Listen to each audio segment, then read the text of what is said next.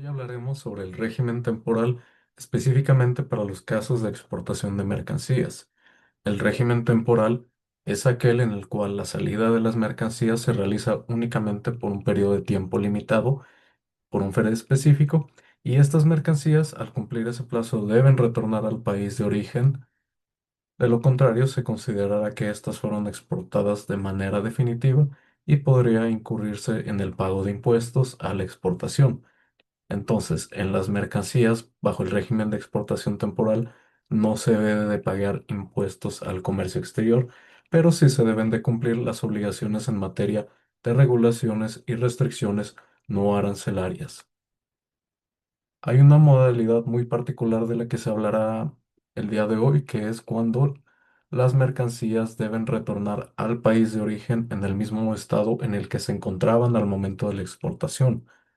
De acuerdo con el artículo 115 de la ley aduanera, se entiende por el régimen de exportación temporal para retornar al país en el mismo estado a la salida de las mercancías nacionales o nacionalizadas para permanecer en el extranjero por tiempo limitado y con una finalidad específica, siempre que éstas retornen del extranjero sin modificación alguna. Esto implica que la mercancía no debe de tener ningún cambio a sus características físicas o a su composición química. Dependiendo del tipo de mercancía, puede haber un plazo particular que se debe de retornar la mercancía al país de origen. Puede durar esta exportación temporal hasta por 3 meses cuando se trata de remolques y semirremolques.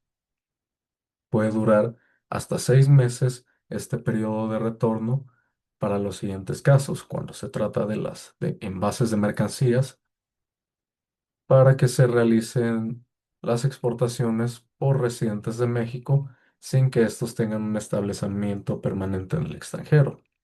También se dan los casos de que las mercancías, que sean muestras o muestrarios destinados a dar a conocer dicho producto, pero en un país extranjero, y cuando se trata de utilería y demás equipo que es necesario para la filmación de películas, siempre que sea específicamente para esa industria cinematográfica, pueden permanecer las mercancías también hasta 6 meses en el país extranjero antes de retornar. También pueden permanecer hasta por un año las mercancías que sean destinadas a exposiciones, convenciones, congresos internacionales, eventos culturales o deportivos, o en casos distintos a los anteriores, puede determinar la Secretaría de Hacienda y Crédito Público, consultando a la Secretaría de Economía cuál será el plazo que debe de cubrir alguna otra mercancía antes de retornar al país. En caso de no cumplirse con este periodo determinado, entonces se considera que las autoridades aduaneras pueden cobrar a la exportación de mercancías cuando este plazo pues no se cumple y no regresa la mercancía al país.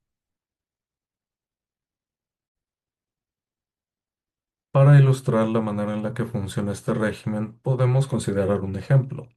Una empresa mexicana envía algún tipo de maquinaria hacia un país extranjero para participar en una exposición sobre maquinaria y demás instrumentos industriales.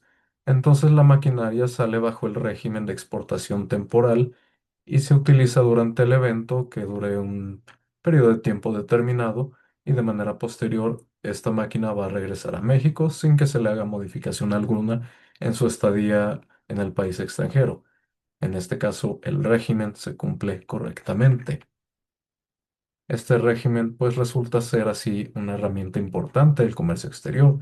Facilita de cierta manera la movilidad de mercancías sin generar un impuesto que no sea necesario, ya que el bien no se va a quedar de manera permanente en el país al que va a dirigirse. Hoy hablaremos.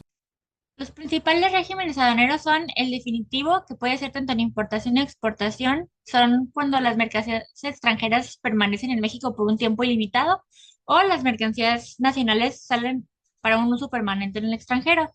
También están las temporales, que también pueden ser en importación y exportación, que son cuando las mercancías entran o salen del país con un fin específico y retornan al extranjero o al país de origen, tras ser elaboradas o reparadas. El depósito fiscal es el almacenamiento de mercancías extranjeras o nacionales en almacenes autorizados para la autoridad aduanera, permitiendo posponer el pago de impuestos. Luego está el tránsito de mercancías, que puede ser interno o internacional. Es el traslado de mercancías bajo control fiscal de una aduana nacional a otra a través de territorio extranjero. Luego, la elaboración, transformación o reparación en recinto fiscalizado es la introducción de mercancías extranjeras o nacionales a dichos recintos para ser transformadas o reparadas y posteriormente exportadas o retornadas. El recinto fiscalizado estratégico es la introducción de mercancías a inmuebles dentro de la circunscripción de cualquier aduana para almacenarlas, custodiarlas, venderlas, distribuirlas, elaborarlas o repararlas.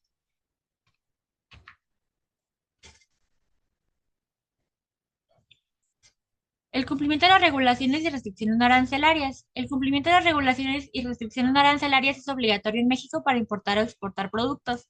Consiste en el cumplimiento de medidas técnicas como las NOMS y certificados o puede ser administrativas, permisos y cupos establecidas por secretarías como la de Economía, Salud, la Zagarpa, entre otras, para garantizar la seguridad, sanidad y calidad o controlar la balanza de pagos.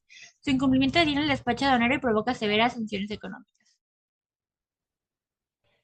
Los aspectos clave del cumplimiento de las regulaciones y restricciones arancelarias. Empezando por la identificación. Las mercancías sujetas a las regulaciones y restricciones arancelarias se identifican por su fracción arancelaria determinada en el Diario Oficial de la Federación. Los tipos de medidas que se utilizan son las cuantitativas, que pueden ser cupos, permisos previos, cuotas compensatorias o cualitativas, normas oficiales mexicanas, NOMS, de seguridad, de etiquetado de calidad, certificados fitosanitarios, zoosanitarios, marcados de país de origen. Documentación comprobatoria, permisos de la Secretaría de Economía, certificados de COFEPRIS, certificados fitosanitarios de Zagarpa. Y por último, las consecuencias de incumplimiento. Multas del 250% al 300% del valor comercial de la mercancía, retención de productos y demoras en el despacho aduanero. Pasos para el cumplimiento. Primero, la clasificación arancelaria, que es identificar correctamente la fracción del producto. Luego, la consulta de la regulación y restricción arancelaria, que es revisar las restricciones vigentes en el Diario Oficial de la Federación. La gestión de permisos, que es tramitar licencias. La certificación de NOM y la presentación aduanera. Los requisitos adicionales son los certificados sanitarios y fitosanitarios, las normas oficiales mexicanas, el marcado de país de origen, los permisos previos y cupos, los certificados de calidad de fábrica, las cuotas compensatorias y los certificados de origen.